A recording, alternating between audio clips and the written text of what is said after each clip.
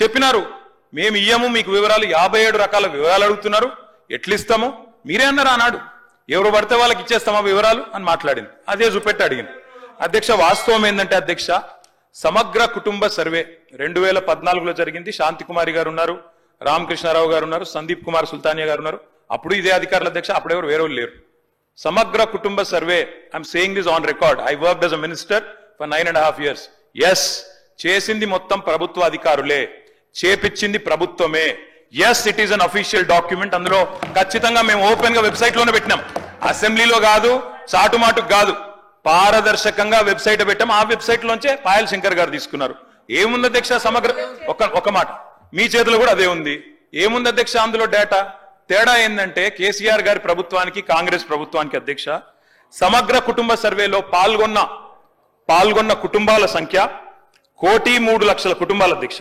1,03,95,000 మొత్తం పాల్గొన్న ప్రజలు 3,68,00,000 3,68,00,000 జరిగింది ఒక్క రోజులో 24 గంటల్లో రాష్ట్ర వ్యాప్తంగా ప్రతి ఇంటిని ఎన్యూమరేట్ చేసి అద్భుతంగా అత్యద్భుతంగా చేసిన తర్వాత ముఖ్యమంత్రి గారు నిజంగా ఎంత మిస్లీడింగ్ గా మాట్లాడుతున్నారంటే అధ్యక్ష వారు అంటారు అధ్యక్ష ఇంతకు మించిన టాపిక్ లేదు అధ్యక్ష వారు అడిగిన ప్రశ్న తప్పకుండా మా ప్రభుత్వం గతంలో చేసిన పని గురించి వారు అనుమానాలు తలెత్తే విధంగా ఏదైతే మాట్లాడినారో దాని గురించి చెప్పాలి అధ్యక్ష వారు అంటారు అధ్యక్ష బీసీల సంఖ్య అందులో ఎంత అని ఎస్ ఆనాడు బీసీల సంఖ్య సమగ్ర కుటుంబ సర్వే ప్రకారం 1,85,61,856 51% 51% బీసీలు ప్లస్ అది కాకుండా ముస్లిం సామాజిక వర్గంలో ఉండే బీసీలను కూడా కలుపుకుంటే 10% మొత్తం ఆనాడు సమగ్ర కుటుంబ సర్వే ప్రకారం రాష్ట్రంలో బీసీల సంఖ్య 61%.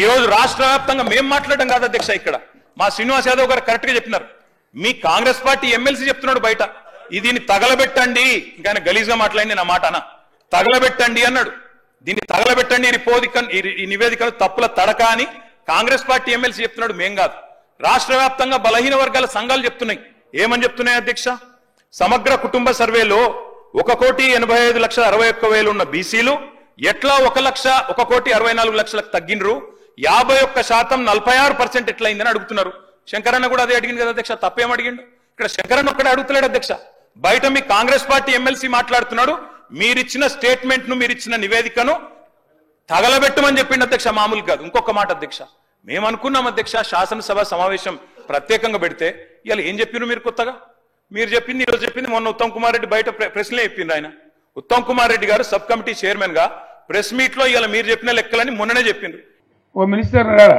ఆయన ఆందోళన మరి ఆయన ఏం చేస్తున్నట్టు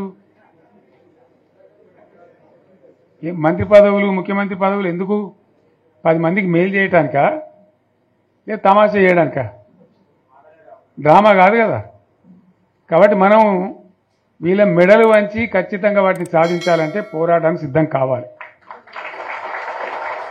ఓపిక పట్టిన మనం ఓపిక పట్టలేదు ఇప్పుడు 14 నెలలు అవుతుంది ఈ గవర్నమెంట్ వచ్చి మనం ముందే అంటే మనం కన్నేరు అందరూ ఇంకోటి అందరూ ఓపిక పట్టినాం ఇప్పుడు వాళ్ళు ఇక కుయ్యలేదు కుట్టుకోలేదు ఏం లేదు మాటనే లేదు అంటే మనం కొట్లాట చేయాలి ప్రత్యక్ష ప్రజా పోరాటాలు లేవదీసి ఖచ్చితంగా ఈ ప్రభుత్వం మెడలు వంచి సంగమేశ్వర బసవేశ్వర సాధించాలి అటువంటి అవసరం ఏర్పడితే పోరాటాన్ని నేను కూడా మీతో పాటు వస్తానని మనం చేస్తాను తప్పదు మరి మనకేం చేస్తాం మంచి మాట చెడ్డ మాట అంతే కదా పోరాటం లేవదీయాల్సిందే మీ ఎమ్మెల్యే మాణిక్యరావు నాయకత్వంలో అక్కడ మాజీ ఎమ్మెల్యే భూపాలరెడ్డి నాయకత్వంలో మీ జిల్లా నాయకుడు హరీష్ నాయకత్వంలో ఖచ్చితంగా దీని మీద పోరాటానికి మీరు బాటలు ఏర్పాటు చేయండి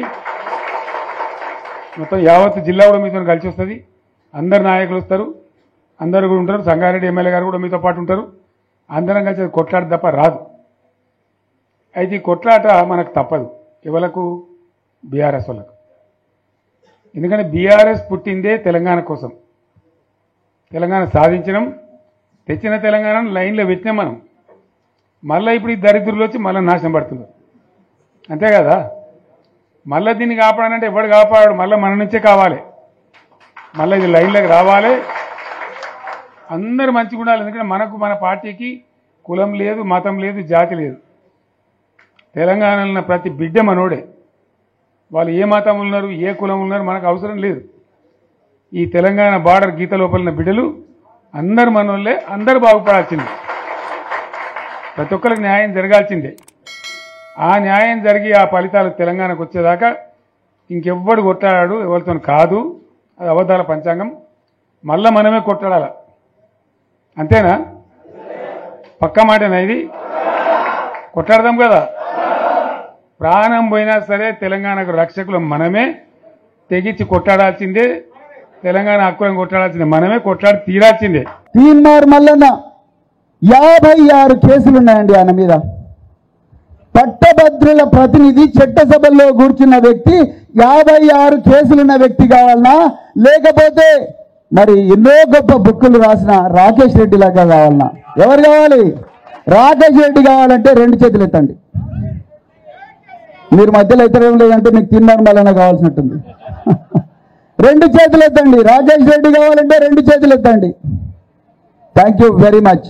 మిత్రులారా, మీరు అందరూ పట్టభద్రులు. తీన్మార్ మల్లన్న కేసులు 56ను ఒక్కసారి అనలైజ్ చేస్తే criminal intimidation, morphing the photographs of MLC Kalvakuntla Kavitha and other women and posting them in the YouTube.